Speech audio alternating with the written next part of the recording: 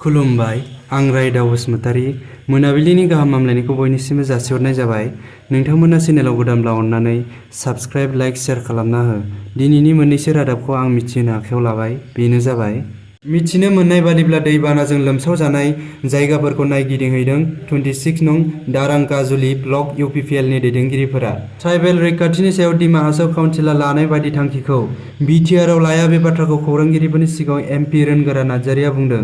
मिथिनो मोननाय बादिब्ला बिटिआरआव हा सोलोंथाइ, समान जौगाथाय आरो गुबुन गुबुन गोनांथार आयदाखौ लानानै CCBTROआ गोनांथारै सावरायदों। गोबां जुब जुब अखा हानायनि जाहोनाव तामुलपुर महकुमानि सिङाव थानाय फटारपार गामियाव दै लोमनायजों सुबुंनि थांलाय फैलाय खालामनायाव गोबां जेंना नुजाथिदों।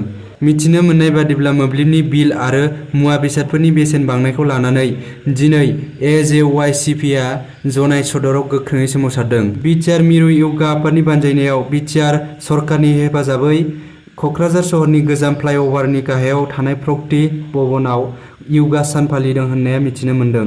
मिथिनो मोननाय बादिब्ला बाक्सा जिल्लानि जफादंआव गोथै देहा बोखांनो हादों। बेखौ भबानिपुर मुन्डा बस्ति सुबानि कुन्द्रि मुन्डा होननानै सिनायनो हादों।